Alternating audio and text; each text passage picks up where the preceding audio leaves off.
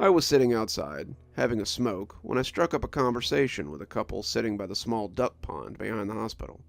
It started out as just the typical making conversation sort of talk, but it blossomed into a story too weird to be believed.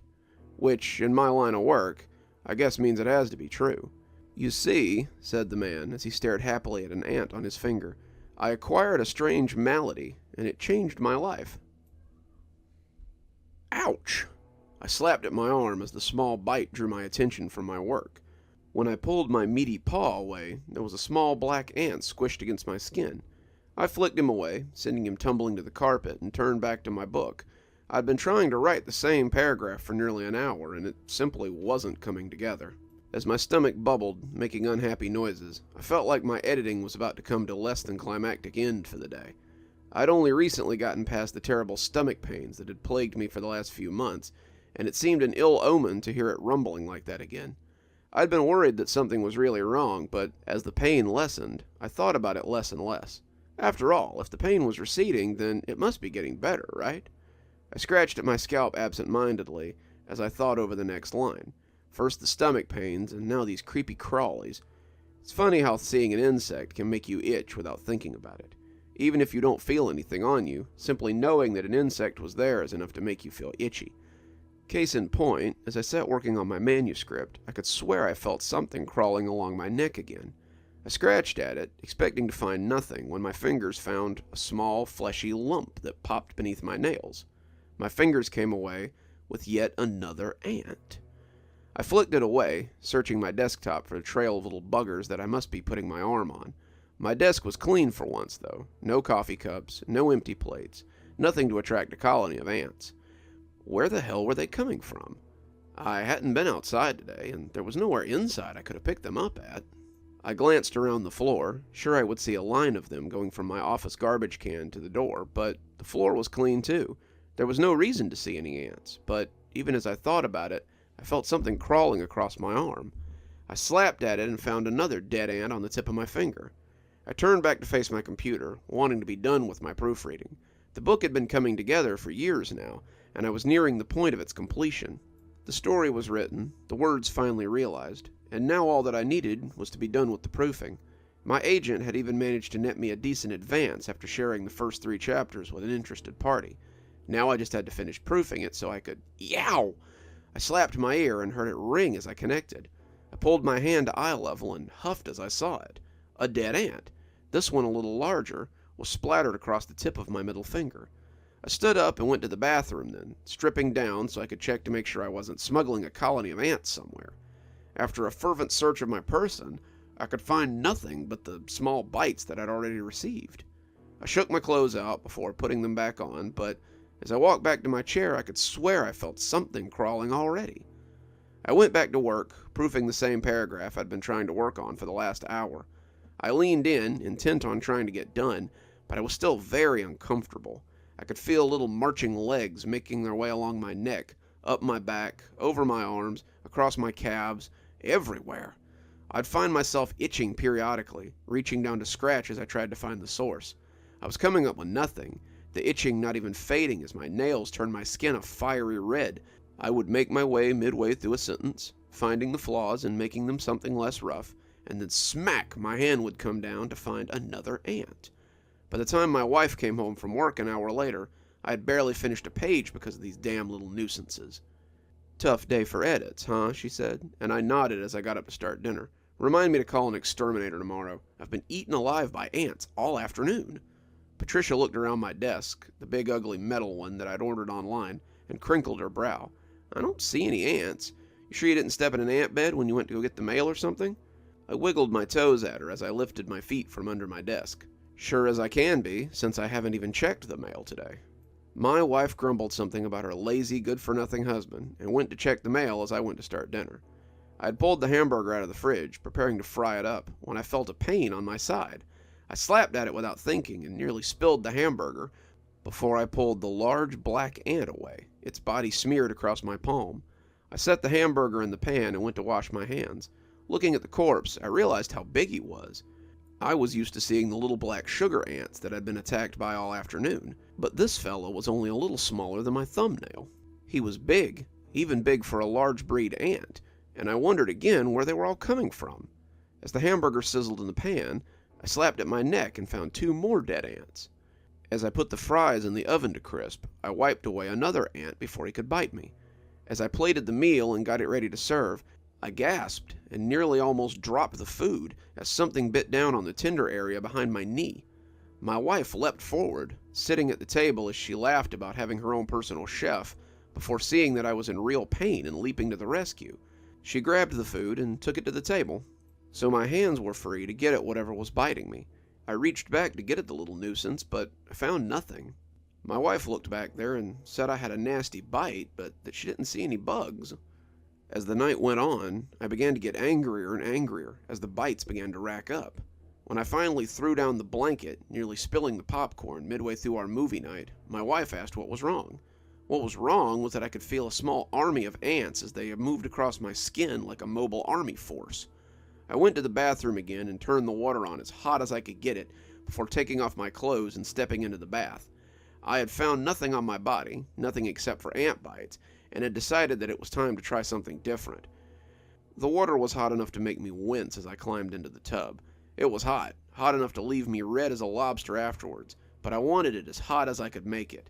If there were ants somewhere on my body, I wanted them gone.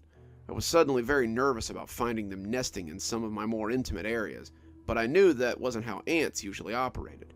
By this point, however, the whole how ants operated had gone right out the window, and I was beginning to get a little scared. If the ants weren't just discovering me, then they were coming from me. That thought was as frightening as it was implausible, but I was honestly running out of plausible options. As I hunkered down in the steamy water, I could feel my skin beginning to burn. The ant bites weren't happy about being immersed in the hot bath, and I sighed as I closed my eyes and soaked. I thought that maybe I would wash while I was here, thinking about scent trails left on my skin by the stray scouts.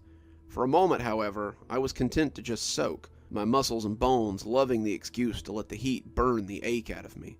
I heard a soft sound, bubbles floating to the surface, but I ignored it. When I heard it again, I thought maybe the air was floating up beneath me. When I opened my eyes, intending to grab for the loofah, washing was suddenly the farthest thing from my mind. The tub was boiling with little jets of ants as they floated to the surface in droves. I could see a cloud of them forming on the water, the black ants clumping as they grew in volume. They were dead, that much was certain, and they floated on their backs childishly. I would have almost laughed at the ants, all of them seeming to play dead, but I was horrified by the appearance of them all at once. I came messily from the tub, slipping on the tiles and going down on my backside. When my wife came running into the room, I tried to explain to her what had happened and told her to look into the tub if she didn't believe me. When she looked, however, she said it was just a bath with some small bubbles swirling on the top. I glanced over the edge of the tub and realized she was right. The dead ants were gone. She helped me dry off and took me to bed, setting me in my bathrobe and telling me to relax. "Maybe all that editing is starting to get to you," she suggested. As the darkness pressed in around me, my wife snoring comfortably beside me, I sat and felt the ants crawling across my skin. It was impossible. They couldn't be there, but I could feel them nonetheless. They did not seem to want to bite, but they seemed more than willing to chase and caper across my skin. I shuddered as I lay there, my mind beginning to scamper and thrash like a rat in a cage. I hadn't bothered to cover up, my fluffy bathrobe more than enough to keep me warm, and I could feel the little devils as they swarmed and writhed beneath it. It felt like an entire nest was moving on my chest, and my hands shook as I reached to draw the edges apart. My wife woke up as I started screaming, the dark splotches thicker than the chest hair that had already occupied the space. When the lights came on, my wife inspected the area I was certain was covered with ants. She looked up at me with earnest concern. When she found nothing there, she suggested that maybe it was time we go to the hospital. I was nervous as we sat in the ER room, the cloth gown feeling scratchy against my irritated skin. They took x-rays, they ran tests, they took enough blood to make me a little lightheaded, and all the while they told me to be patient. When the ER doc finally came back, he looked confused and unsure. "Mr. Dre, when was the last time you had a checkup?" I thought about it and realized I didn't have an answer. "Do you have a family doctor, you or your wife?" I shook my head. "I thought not. It's rare to see people your age who get regular dental work, let alone a checkup. I asked to make sure that you were unaware that you had stomach cancer. My blood ran cold. I have cancer? Had stomach cancer. He took an x-ray he had had on a clipboard and stuck it to the light board on the wall. It showed a grainy picture of my stomach, and even though I've never been to medical school, I could tell that something was wrong. There seemed to be a large open patch, a white patch, and it seemed to be around the left side of my stomach. Right there. It's like something has just eaten it right out. I can't explain it, but you're a very lucky man. It was only then that I realized I hadn't felt an ant the whole time I'd been there. I haven't felt an ant since, but I can only assume that they had something to do with this. I don't know why, I don't know how, but they saw fit to help me, and it seems a shame to repay them by smashing them. I've started going outside more, spending more time with nature. Now the touch of an ant reminds me of what I gained from my sudden and miraculous infestation. I nodded as he finished his story, telling him to take care as I went back to my station. Ants. Well, not the weirdest story to come out of this hospital, but a weird one, nonetheless.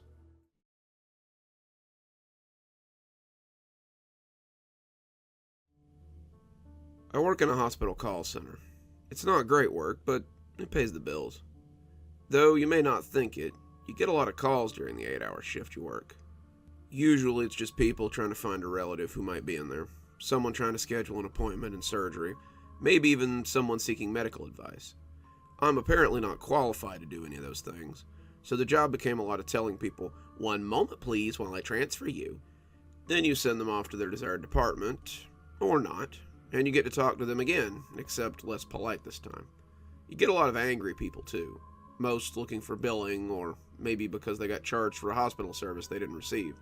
Those people are best sent off as quickly as possible, before they can get a good head of steam going. There are 4 to 6 of us in the department at any given time.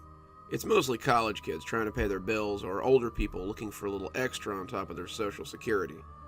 All in all, I think around 10 of us work the switchboard, and you get to know your coworkers pretty well, especially when there's so few of you. We also take turns working the midnight shift, most of us working the day or the mid shift primarily, and at the end of the month, we all walk away with a nice chunk of overtime for our troubles. People being people, there's always 12 or 16 hours of overtime a month. No one minds much, the job's pretty easy, and I liked having a job where I could finish my schoolwork or play on my phone for 8 to 16 hours and still get paid. That was before the heavy breather. Not a week went by where he didn't get at least one notation in the logbook. The notations were supposed to be for strange or unusual calls. For the last few months, most of the entries have been a heavy breather. We had named the caller because their calls were all pretty much the same. You'd pick up the phone and hear the telltale heavy breathing on the other end and know what was going on.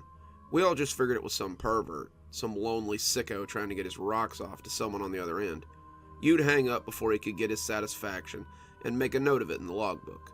I say these things like they were regular occurrences, but in truth I had yet to get the mystery caller. Every other operator had gotten him at least twice, some of them 3 or 4 times, but I had never managed to see what all the fuss was about. I would get my wish a couple of days later, though. 3 days of midnights? My boss just shrugged at me as she sank the push pin into the bulletin board. She posted our schedules by hand every week, despite the rest of the hospital having access to an electronic payroll system which generated the schedule for them. Martha is old school, though. Probably since she's been here since they pulled her out of the foundation when they broke ground. She's one of the best bosses I've ever had, too. She doesn't like how short-handed we are any more than we do. "Sorry, kid. Roger says he's taking the weekend off to go visit his boyfriend. He's always doing this on such short notice. I swear I'd have fired him on the spot if we weren't so short-handed. Still, all 3 nights? You're the only one with an open schedule, kid. I'll give you next weekend off if you want it. Scout's honor." Martha made the promise so freely that I took her up on it in a heartbeat. A promise from Martha was worth its weight in gold. She couldn't possibly have known that this would likely be the last weekend I'd ever sit behind that desk. Friday night went pretty normally. I arrived at 11 p.m., brewed a thermos of coffee, and got to my desk around 11:15. Jordan and Aiden were there, finishing up their calls and cleaning up their stations as they waited for midnight.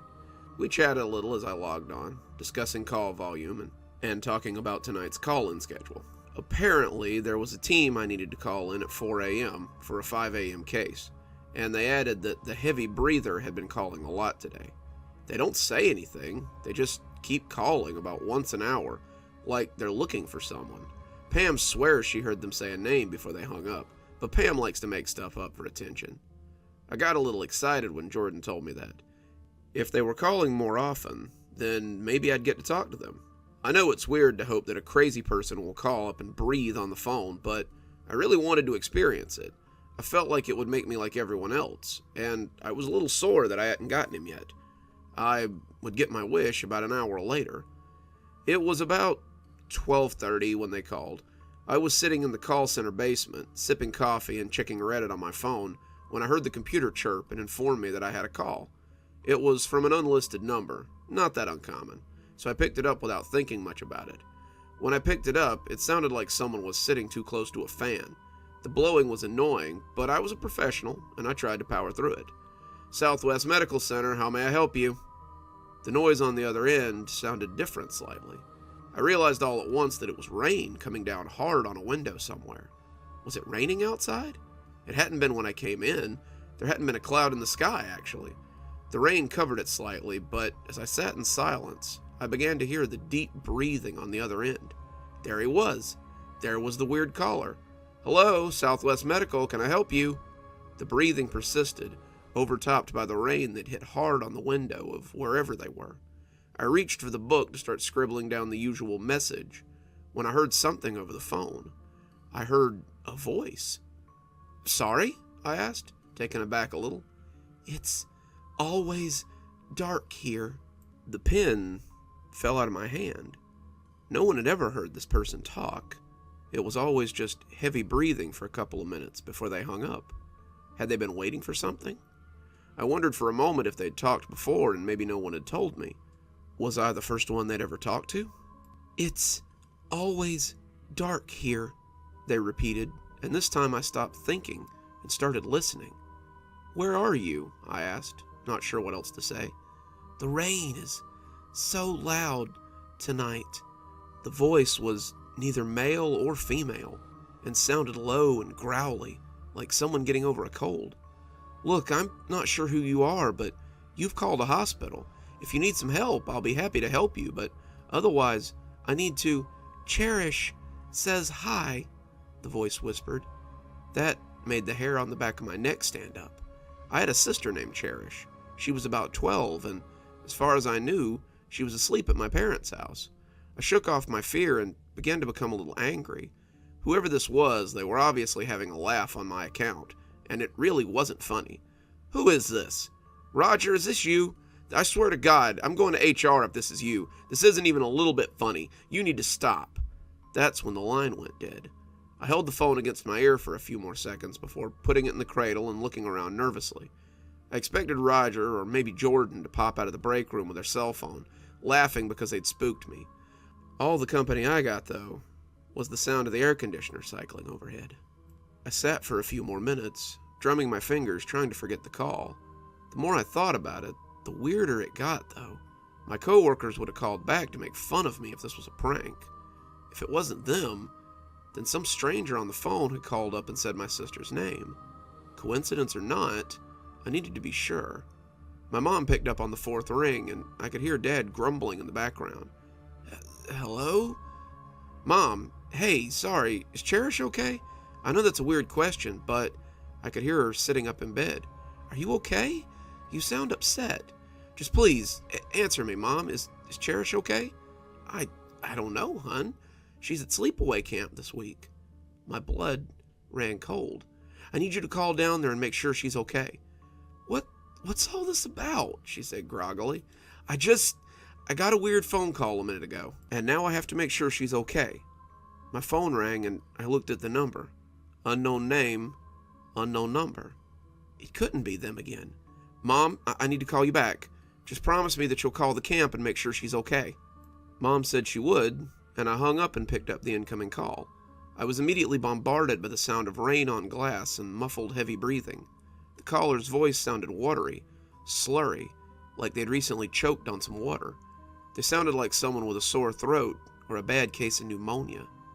Like a drowned person. Hello? Hello? Who is this? Cherish needs your help. I gritted my teeth and tried not to scream into the phone. Whoever this is, you need to stop. I'm not amused. You're not funny. I want you to... He's gone to get her. She thinks he's her friend, but he isn't. He wants to hurt her. You have to stop him. Who's gone to get her? The woodsman. He's a bad man. He wants your sister. I didn't have the slightest idea who this person was talking about, but whatever their game was, I was starting to get freaked out. Look, this isn't funny. If this is a joke or something, it's really gone to... The line went dead then, and I was left with static. I spent the next hour in a fitful state.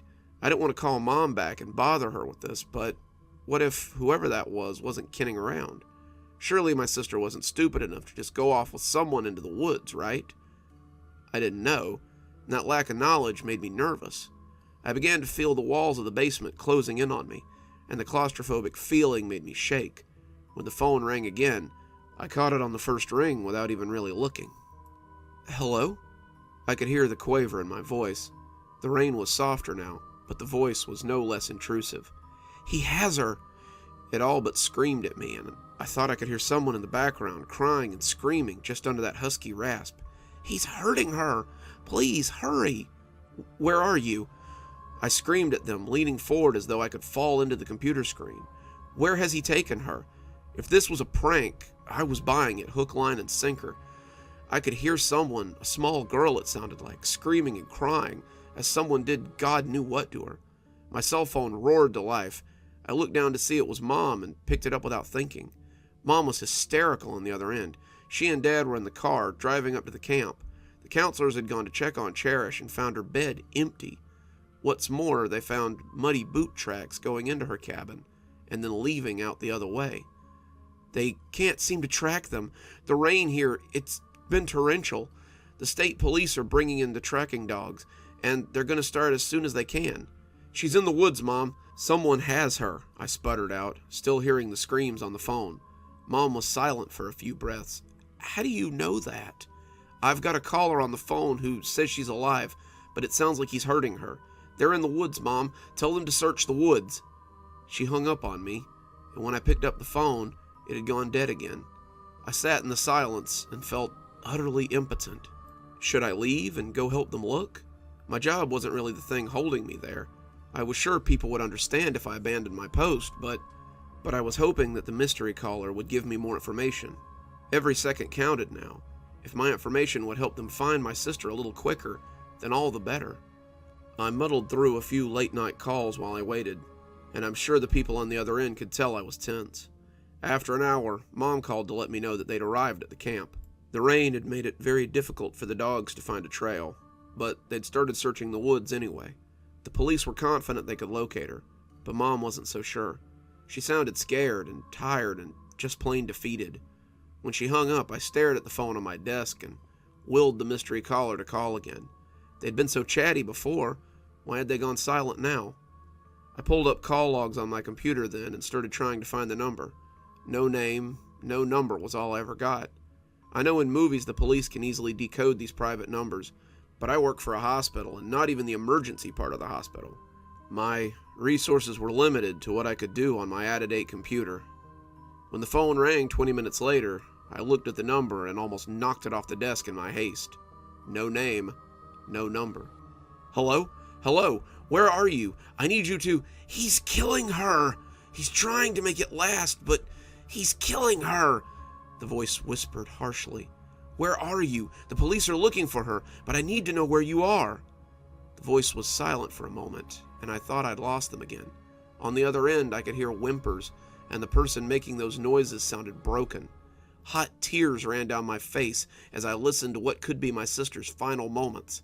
I began to beg the voice to tell me where they were. I lay my hands against the desk and cried, letting the tears flow as the voice seemed to contemplate how to answer me. When I played here, it was about a mile from the camp, over a creek, past the blackberry fields, and up a little hill. His house is at the top of that hill. I've been here for so long, though. I don't know if any of those things are still here. Please hurry. She doesn't have much longer. Then the line went dead. I called my mom and gave her the information. When she relayed it to the counselor, they knew exactly where she was talking about.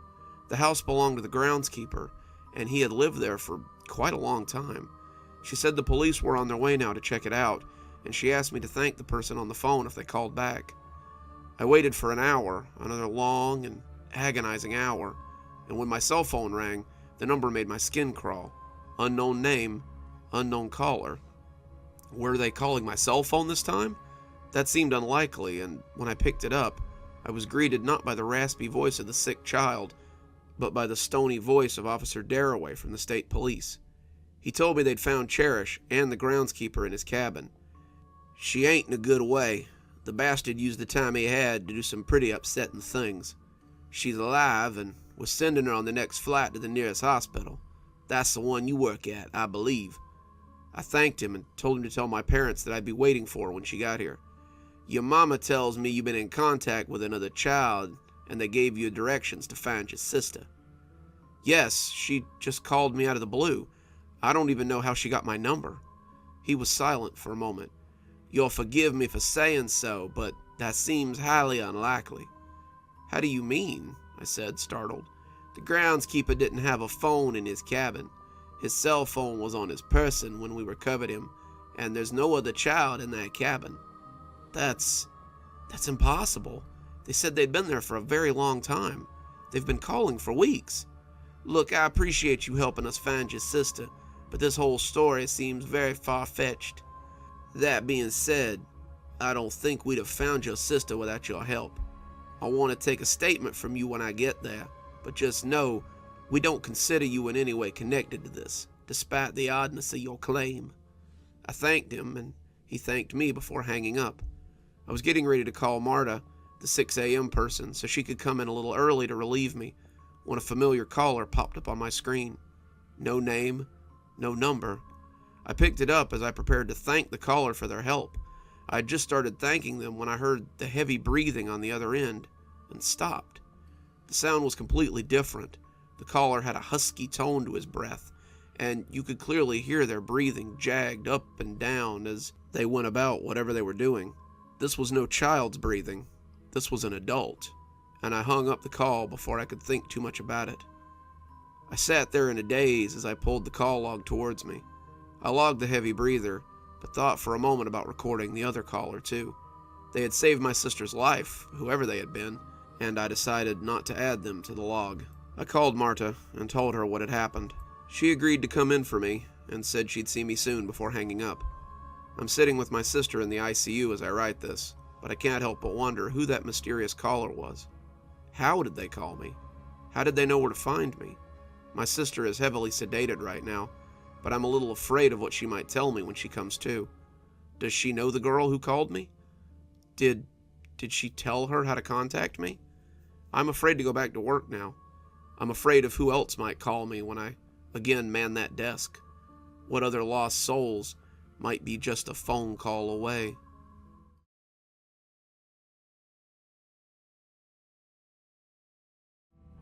When I was in college, I worked for a local hospital, one of the largest in North Georgia outside of Atlanta. I won't name drop because they probably don't want to be mentioned, but this hospital was huge. I'd worked clerical jobs in a few other hospitals, but you could have easily fit 3 of my previous facilities in this place. That being said, it was a mismatched monstrosity of old and new. The new medical promenade might have been a modern architectural marvel, but areas like the ER and the admin hallway still looked much as they had in the 1970s. It's a place at war with itself, constantly changing, but also constantly staying the same. That's probably why there are so many ghost stories connected to this place. Working at the ER desk, I came in for a lot of rumors, especially since I worked the night shift. Security has an office in the ER, since it's where the biggest train wrecks usually happen. That means that Carl, the night watchman, would usually wander over to hang out and watch YouTube videos when I'm not checking people in. David, the late night maintenance guy, and Mark, the 11 to 7 switchboard operator, were also pretty likely to come hang out if the night was slow or they were on break. Between the 3 of them, I've heard all the good stories from after hours. Some of them were kind of funny, like the nurses Carl walked in on screwing during a security check, Or the handsome ER surgeon, Dr. Logan, who cried to Mark for 3 hours while he was stuck in the elevator that wouldn't work. These stories were fun, but they inevitably led to stories about the hospital's haunted areas and the weird occurrences they sometimes witness. Some of them were clearly bullshit, like David telling me that his ladder had disappeared from the 4th floor stairwell and appeared on the roof. But some of them were too weird to be pure fabrication. Certain areas of the hospital were definitely more active than others. Places like the South Promenade, where a girl had jumped to her death from the 4th floor railing. David claimed to this day that he watched a shadowy figure drop to the tiles a few times, and the look on his face makes me believe that he probably wasn't lying. Then there's the matter of Mark's phantom phone calls every night. Mark claims that he gets at least 4 phone calls from the courtesy phone on the 3rd floor, between midnight and 4 a.m. The caller never says anything, but Mark was sure he could hear a little whisper under all the static. One night he had recorded the noises on his cell phone and let a friend listen to them who's into paranormal stuff. When his friend had processed it through a computer program, the caller had said things like Jackie and love and baby. But the rest had been nothing but gibberish. It happened at the same time in the wee hours every morning, and Mark had even sent Carl up to the phone on a few occasions to check for people playing jokes on him. Carl had reported that the phone wasn't even plugged in, yet the phone calls still came. Then, of course, there was Shaky Leg Mary. Many members of the hospital staff had seen the entity known as Shaky Leg Mary. She had been seen in the ambulance bay, in the ER, in the pass-through hallways where she was wheeled into surgery, but more often, she was seen wandering the OR hallways after hours. She had been a homeless woman that had been run over in front of Mary of Mercy one night, before I was even hired. Her skull had been crushed, her lungs mostly collapsed, and her left leg had been a tangled mess of bones and flesh. They had rushed her to the ER as quickly as they could, but she had died on the table as they tried to operate on her. She had made frequent appearances after that, though. So when Carl came staggering up an hour ago, looking starry and pale, I knew he had seen something. I figured he'd had another situation with a combative patient, but it turned out to be a little worse than that. I just saw her, he whispered, like he was afraid to say it out loud. I looked up from my YouTube video and clicked pause after I'd had a look at him. Saw who? I asked. Mary. Shaky Leg Mary, he said. I saw her in the surgical hallway. I told him to tell me the story, and he shakingly obliged. Carl had been doing his rounds as he usually did when he saw her. He had come through the surgical center, checking doors and making sure everything was secured. It was 3 a.m., and he was making his way briskly about his appointed rounds so he could stop by the cafeteria and get a cup of coffee before he headed upstairs to continue. All he had to do was cut through the surgical OR hallway, check the operating room doors, and he'd come out next to the cafeteria. He had opened the door, and that's when he'd seen her. She'd been standing in the hallway, her back to Carl, and he had pulled out his flashlight to shine it at her. He was just about to yell at her, tell her that this was a restricted area, and that's when he had finally noticed her leg. It was twisted up like a bent signpost, and he watched as it flexed weirdly beneath her. Her hair was dark and oozed with something pink and viscous. Carl swore he could hear her breathing raggedly, her air hitching in oddly as her deflated lungs tried to pump it, and the bulb popped when he dropped his flashlight. The sound made her turn, and her squashed face looked like a ruined jack-o'-lantern as the bulbous eyes stared blindly in his direction. She was as far from me as that water fountain, he said, pointing to a fountain that was about 30 feet away, but that leg didn't stop her from coming after me. Carl said she hunkered, going on all fours like a dog, and charged him grotesquely. Carl backpedaled, trying to run, but had tripped over his feet and fallen onto his rump at the least opportune time.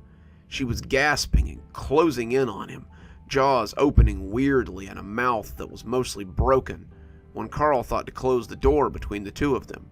He kicked out shakily and slammed the heavy door shut just as she was about to jump at him. She hit it like a cannonball and then screamed like an angry wildcat.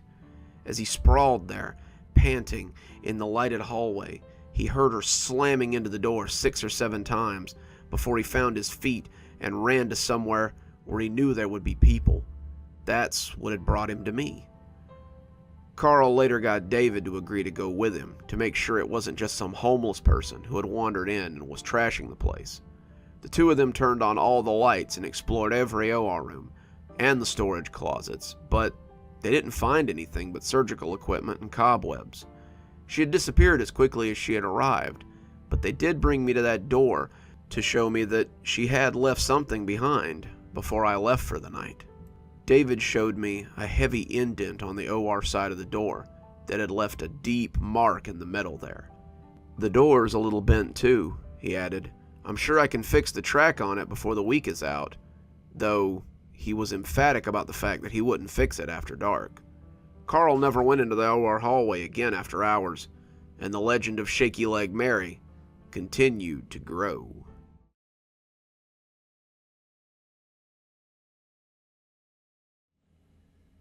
"What brings you to the ER today?" I asked boredly.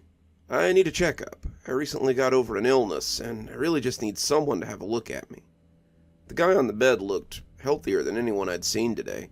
He lacked the phlegmy sound that most of the others had shown, the cough so full of rails, and the fever that spiked up on the low end of 101. That was pretty weird. After checking in 14 others with similar symptoms in just the hour since I'd gotten back from lunch, I could have easily rattled off their symptoms myself, but this guy had none of the usual hallmarks. Cashmere was in the grip of a flu epidemic, and they'd enticed me in with the promise of overtime if I'd come in and help with ER intake. I had splurged a little more than I strictly meant to on that year's Steam Christmas sale, and with my pockets a little lighter in the new year, I had no choice but to put in some OT if I wanted to pay my rent this month. "Well, I've got to have something to put down on the page if you want the doc to take you seriously. What brings you into the ER today?" He looked unsure, like someone who doesn't know where to begin. I was sick, but then something happened last night. Something I'm really not sure how to describe. I raised an eyebrow at him, intrigued as I took a seat. "Start from the beginning, then. I'll figure it out as we go." Kenny was sick. Sicker than he'd been in a long time. His throat hurt, his head spun from fever, and the coughing made him feel like his chest might cave in. It felt like the flu, and Kenny was afraid that he might have finally caught the COVID that he'd tried so hard to avoid since the start of the pandemic. Unlike his friends, Kenny had gotten vaccinated, gotten his boosters, and taken any new supplement he could get to steel his immune system against whatever might come. He'd watched his dad suffer through it in the ICU for almost 2 months, his life hanging in the balance every second of the day. When he'd finally come out on the other side, he'd still been weak as a kitten for months after. He was only now getting back to something like normalcy, and his sickness had made Kenny downright scared of the virus. For the last 2 years, he'd had so much vitamin C and immune booster rolling around in him that he hadn't even picked up the common cold, and when he'd started coughing, he knew that something had finally caught up with him. When his COVID test came back negative, he'd breathed a thick sigh of relief. After what he'd been through, he almost wished it had been positive. At least then, Kenny would have had something to attribute all the weirdness to. It started with drainage. Kenny had never been the kind of person to carry a handkerchief, but now he seemed to go through 3 a day. The poor rags would be sodden by the end of it, thick with mucus from his constantly runny nose. The running nose and the constant throat drip had seemed to come before the other symptoms, and Kenny found that he was always honking his nose or coughing up phlegm. The flow was endless, and his chest soon hurt from all the coughing and hacking. He had called work to let them know what was going on, and his foreman was more than happy to let him stay home. "I've been trying to get you to use that vacation time for months. Sounds like a perfect opportunity for you to take a 2-week vacation." "Pfft, some vacation," Kenny spat, coughing up a big glob of mucus into the trash can. "Take your days and enjoy getting paid for being sick," he'd shot back, telling him he'd see him in 12 days before hanging up. Kenny grumbled as he hung up, not thinking he needed 2 weeks, but by the next day, he was thankful for the time. He'd woken up to find his skin on fire. Kenny was burning up, his thermometer saying that he had a fever of 101.2. His head pounded, his throat felt scratchy, and his nose and throat gushed snot. He blew it out, hacked it up, and constantly felt it trickling down his throat.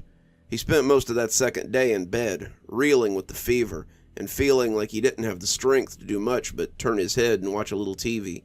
His one foray into the kitchen had been to grab a few bottles of water, a bag of chips, and a few granola bars. One of the water bottles was now a soupy, half-full mix of hacked-up phlegm and spit, and Kenny had been watching Friends through owlish eyes as he slipped in and out of consciousness. He was absolutely miserable, and knew he needed cold medicine if he wanted to get past this. He was trying to get up, his arms shaking as he tried to rise, and the next thing he knew, he was lying in a puddle of drool and snot as the sun shone and his stomach gurgled. That was how the vomiting had started. The granola bars and chips were joined in the bowl by an alarming amount of green goo. His sinuses had been constantly draining since this all started, and every upheaval brought more of it out of his stomach. He had moved to the bathroom then, the vomiting and nausea only adding to his weakness, and Kenny was soon lying on the floor with a towel under his head. That was the first time he thought he might die, as he lay shuddering and coughing next to the toilet. His body ached, and not only from the fever. He was sore from all the throwing up and coughing, and when he tried to get his legs under him so he could go get some water, they shook too much to hold him. He had to drag himself to the tub and drink some from the spout, before passing out again on the cold tiles. He woke up covered in something and worried that he had thrown up on himself in his sleep. He was relieved, realizing that he could have choked to death on his own sick, but as his hands slid over his arms, he realized that it wasn't puke. As his hands came away slimy, he lifted one of them to his face to see a thin coating and realized it was the same stuff that was all over the floor. It was snot. His own mucus had dribbled from his nose and puddled on the ground around him.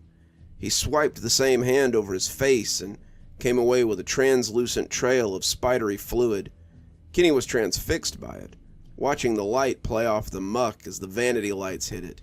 But as he watched, he saw little else to do but drag himself into the bathtub. It took all his limited energy to pull himself over the lip, and he more or less fell into the basin.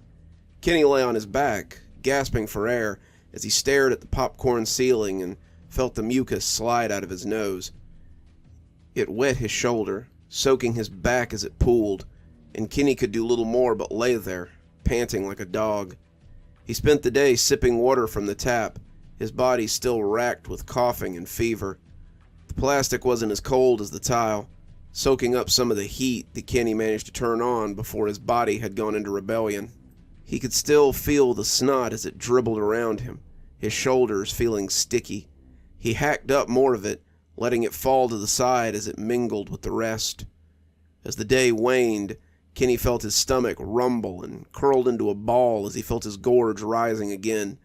Tears began sliding out of his eyes, his pathetic state becoming too much to handle. As he swiped at his eyes, the tears came away in long ropes. His tears were viscous, sticking to his hand, and when he shook them, they also proved to be mucus. Kenny snapped his eyes shut, the tears still flowing as his nose ran like a faucet. He shuddered himself to sleep at some point, praying to anyone who might be listening to just make it all go away. When he opened his eyes next, Kenny thought he might have accidentally turned the water on. He was semi-submerged in a warm, thick liquid, and upon realizing this, Kenny surfaced as he sucked in breath. His face was slimy, his eyes crusted shut as the thick sludge coursed from them. No, not just his eyes, though. His ears, his nose, even the corners of his mouth seemed to run continuously. Now that he was sitting up, the liquid was nearly up to his waist, and as he scrubbed his eyes open, he could see that his pores also flowed with the stuff. He was like a toad, his skin slick and oozing, and when his stomach heaved, he doubted anything he'd eaten would come up. As the wave of thick green slime rocketed up his throat, he realized he'd been right. His upheaval filled the tub more, the thick snot coating his throat as it hit the plastic tub like sleet. He was powerless to stop it, and when he fell, he turned his head so he wouldn't break his nose. He continued to vomit, but it was more like he was hacking into a napkin. His throat should have been raw after all this, but it only felt sticky amidst so much mucus. Kenny wheezed, his coughs thick and watery, and he felt like he was drowning. He'd read about dry drowning once, when you breathe in water and it saturates your lungs as it drowns you slowly, and that was how he felt. His breath was soupy, but he still managed to pull in the oxygen he needed as the goop poured out of him. The mucus flowed from every pore, and as it did, he felt his eyes getting heavy. He didn't want to sleep. He knew that if he couldn't keep his head up, he'd drown in this stuff, but he was powerless to stop himself. He was out of energy, and as Kenny slipped off, he wasn't sure that he'd ever wake up again. He came to sometime in the middle of the night, the tub empty, and his lungs and chest clearer than they'd been in days. The mucus pool was gone, but whether it had gone down the drain or simply left on its own, Kenny would never know. He had a vague sort of memory, almost a dream, of floating weightlessly in a pool of green. It churned around him like a great ocean, moving him as he lay there. He was weightless, rising and falling at its leisure, and as he drifted within it, he felt like a caterpillar must while hanging in its cocoon. Wherever it had gone, it had also taken his fever and weakness with it. As Kenny sat up, he felt like a new man. His stomach growled, and he got up to make food, steadying himself as he nearly slipped on the remains of his sickness. If it hadn't been for that thin coating of slime at the bottom of the tub, Kenny might have wondered if he'd ever been sick at all. That shiny layer of mucus, however, reminded him of the miserable night he'd spent as it poured from every orifice. He made a mental note to go to the hospital the next day, and after a shower and a good meal, he slept sounder than he had in days. "And that was yesterday when you woke up in the tub?" I asked, not quite believing what I was hearing. The man nodded. "It was the strangest thing. I felt better than I had in months, and I haven't even had any of my usual allergy symptoms for this time of year. I normally keep a runny nose after October, but I haven't had to sniffle or blow it at all. It's like I pushed every ounce of snot out of my body, and now I'm just free of it." I finished filling out his form, telling him the doctor would be in to see him soon. Looking over it now, I can't help but shake my head. I thought maybe it was just the hospital that was odd, but the more stories like this I collect, the more I think it might be the whole town. Cashmere is an epicenter of strangeness, and the longer I work here, the more I believe it's starting to get worse.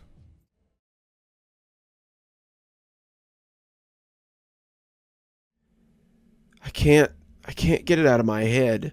I don't know what to do.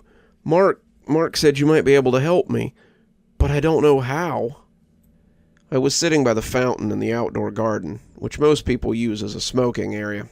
The angel statue held a jug that constantly burbled out water, and I found the patter soothing.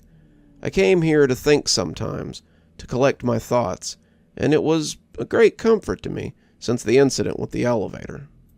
I found myself here more and more these days, writing this book about these things I've seen and heard in Cashmere Hospital is taking a toll on me, and I think it's impossible not to wonder why I stay in the belly of the beast as I write more and more about the things that go on there. I was asleep when Mark called me today, dragging myself from the depths to ask what he wanted. My plan had been to sleep till noon, so I could get up and write a little before going to sleep tonight. It was my day off, and I wanted to catch up on some sleep so I could spend all day tomorrow writing before going to work on Wednesday. Instead, I listened to what Mark had to say and got up to make myself a coffee, so I'd be in the right frame of mind to listen to this fellow's story. He wants to know if you'll meet him at 11. He sounds pretty bad. I'm afraid he might not be in the right place to tell you this story for much longer. The guy's name was Jerry, a sitter who'd struck up a friendship with Mark a few months ago. Sitters are what we call them, but their title is non-medical caregivers. They sit with patients for 6 to 8 hours daily, and the work is voluntary. Sitters usually hang out with coma patients, patients suffering from catatonia, dementia patients, and most patients who just need someone to sit and talk with them. That was where Jerry came in. Jerry lived primarily off a trust fund, but as he grew older, he wanted to do something with his time besides sit around. So he committed himself to sit with patients a few times a week, leading him to where he was now. They keep calling me to see if I want to sit with other patients, but I can't think of anything besides what he said to me. I looked up owlishly at him, taking a sip of my coffee I'd brought in the cafeteria, before telling him to go on. It all started with Mr. Wagner. Jerry looked at the staring old man without much interest. He was sitting in a bed on the second floor, the long-term stay unit, and staring at the same long crack in the plain white paint that covered the ceiling that had likely been there since Reagan was in office. "Jerry, this is Mr. Wagner. He's in a coma, but we think he might feel a little better if he had someone to talk to." Jerry nodded. "Well, let's get acquainted then." After several hours of having one-sided conversations with the man in the bed, Jerry sighed. He didn't know what he was expecting. Most of the patients in a coma or in a state of catatonia were like this. It was like talking to a brick wall, but you ultimately did it for them. You gave them a voice that they could latch onto, a lifeline that might pull them back from whatever sea they were stranded in. Just because it was dull didn't mean it wasn't noble work. Jerry had been doing this sort of thing for about a year, and he'd never seen anything described by some of the guys in his group. They were a collection of guys in the sitter program who sometimes got together for drinks to talk about their experiences.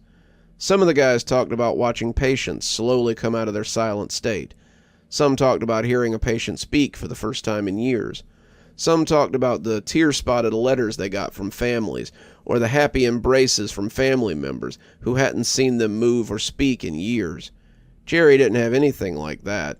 They told him to be patient, that it would happen, that he would get his own story to tell one of these days. He doubted any of them would have known that this dried-up husk of a man would be his one and only story. Jerry tried another conversational gambit, asking Mr. Wagner who he thought would win the Super Bowl this year. Mr. Wagner just kept staring at the crack in the ceiling. Jerry reached for the remote then, thinking some TV might loosen his tongue. Flipping through the channels, he finally settled on an episode of Pawn Stars and started watching the adventures of Rick and his son Big Hoss. Jerry asked Wagner if he liked Pawn Stars, but he got no answer. Whether he approved or disapproved, Jerry never knew. He turned back to the show, commenting on some of the things they were showing, and the two let the show play out. They were halfway through the episode, Rick's father talking to a man about silver coins, when Jerry heard the mumbling. He turned the volume down, thinking it might be part of the show, and realized it was coming from the man in the bed. Mr. Wagner was mumbling to the crack in the ceiling, and Jerry turned off the TV as he slid the chair a little closer. The man's chapped lips were mumbling the same thing repeatedly, and as Jerry got closer, he realized it was the same 5 words. "He came through the crack." "Are you okay, Mr. Wagner?" Jerry asked, looking at the door as he thought about calling a nurse. "He came through the crack." "Do you need some water?" Jerry asked, hoping for more than muttering. "He came through the crack." Who came through the crack?" Jerry asked on a whim, wondering if it was something more than a random phrase. When the old man turned his sunken face towards him, his chapped lips flaking as he made the words of an answer, Jerry wished he hadn't asked. "The man made of stars." Jerry wanted to pull away, but he leaned in closer, curious to hear the man's words. "Tell me about him." "It all began when things started going missing. It was little things.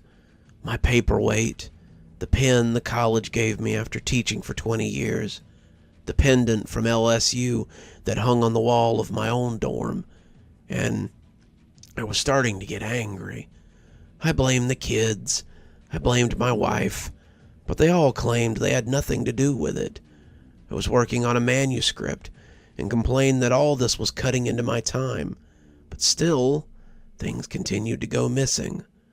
When my manuscript started going missing, I fell into a rage. I changed the locks on my office. I forbade people to go in there, even when I was home.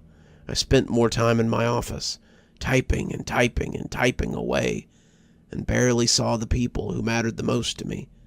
I would slink out to get food in the dead of the night, when everyone was asleep, and even then, I would lock the door and get back to work as quickly as possible. I was typing one night, between midnight and dawn, when I discovered who had been stealing from me. The old man wet his lips again, his head shifting slowly as he looked back at the crack in the ceiling. His voice sounded like a rusty hinge in a haunted house, and Jerry wondered how long it had been since he had spoken. Jerry wanted to get him some water, but he was pulled in by the weird story and the sound of his haggard voice. "Have you ever considered what we would look like to a two-dimensional creature?" Jerry was surprised, but he shook his head, shocked into a response by the strangeness of the question. "Few do. A three-dimensional creature could reach right into a safe that a two-dimensional creature had secured and take whatever it wanted. The two-dimensional creature would have no idea how its valuables had been stolen, and it might not even be able to conceive of a three-dimensional creature." "Pretty heavy stuff," Jerry said, chuckling weakly. "Indeed, especially when it's exactly what happened to me." I was sitting at my computer, banging away at my missing pages as I tried to recreate them, when something caught my eye. It began as a sparkle, like a gem that's caught the light, and I turned to look at the crack that had appeared in my wall. It was nothing special, just a normal crack, but there was something trying to push its way through. I can't. Have you ever looked at the stars on a clear night? Have you ever looked at the constellations and seen their shapes? That one a bear, that one a dipper, that one a huntsman. Well, I saw a man made of stars. That's as close as I can describe him, but it looked like a constellation stepped out of my wall. I was speechless. Was this the thing that had been stealing from me? I was like a statue as it moved across the room. It's hard to describe how it moved. It almost seemed to vanish and reappear with each step. It was, then suddenly it wasn't. Then it was again. Watching it move gave me the worst feeling of nausea, and I felt the air hang in my lungs as it came right up to the desk. It stood not 5 feet from me, and the air hummed with power. I spent a summer working for the power company before college, hanging power lines and helping plant telephone poles. When the wires were live, they felt just like that, and I was afraid that if it touched me, it'd burn me to a crisp. I must have made a sound when he picked up the picture on my desk, because it turned and looked at me. I say turned, but I'm not really quite sure what it did. It folded itself in my direction, and when its shining visage fell on me, it sounded like animals being cooked alive. Sounded like the loudest speaker reverb you've ever heard, mixed with a pig being butchered. It made my ears bleed, and I felt blood oozing from my nose and eyes as I stared at it. I watched it lean in closer and closer as the noise fell on me like a heavy weight. And at some point, my mind just couldn't take it anymore. When I returned to myself, I was here, and have been here ever since, thinking about the nature of that creature that came through my wall, as if it was no more of a barrier than that door over there. Jerry leaned away from the man slowly, the oldster still staring at that crack that stretched across the flat plane of his ceiling. Have you seen him since? Jerry asked, not sure he wanted to know, but needing to. Mr. Wagner never looked away from the crack, but Jerry felt sure that he could see him peeking out of his peripherals. Sometimes, late at night, I see colors from that crack up there. I know he's watching. I think he enjoys seeing me suffer. And now, you know too. Now, it will eat at you as well. He started to laugh, a deep and hateful sound, and it took all of Jerry's strength to fumble out of the chair and run from that room. It wasn't just his funhouse laughter or the corpse that was creating it. The idea of some creature that could move freely through his world, seeing it as little more than a board game or a picture made of rice and glue, terrified him the further it wormed into his brain. They called his name at the nurse's station when he passed, but he kept running. He didn't stop running until he was in his car in the parking lot, but that was when it all truly started. He saw a crack in the windshield, a simple star made by a stray rock. He had thought he might be done shaking, but it seemed he had a little more in him as he fell out of his car and scrambled through the parking lot, leaving his vehicle open and abandoned in the parking spot. I haven't gone back to check on it since. I assume security has either towed it or secured it for me. I spent the last 2 weeks spackling every crack in my house. I never realized there were so many until I started. Then I looked at the corners, wondering if they could get in there too. Who's to say what a door is to them? They could come anywhere at any time. What will you do now? I asked, unsure how to help this man. It was hard having knowledge that you didn't ask for. I don't know, but every day I think about it, I'm pretty sure that I'm one step closer to losing my mind. I wonder now if that's what happened to Mr. Wagner. Did he lose his mind after seeing that thing, or because the thought of things coming in drove him crazy? He left soon after, and I never heard from him again. I did look up Mr. Wagner when I got to work the next day, and discovered he had passed away the night after Jerry's visit. The report said he'd had a heart attack, but they also reported some strange burns on his chest during the autopsy. It was written off as an allergic reaction or some odd occurrence, but I can't help but wonder if the strange creature he spoke of finally came back to get him. Cashmere just gets weirder and weirder the longer I look into things. I hardly need an otherworldly being to make me feel like I might be losing it the longer I remain in this Bermuda Triangle of strangeness.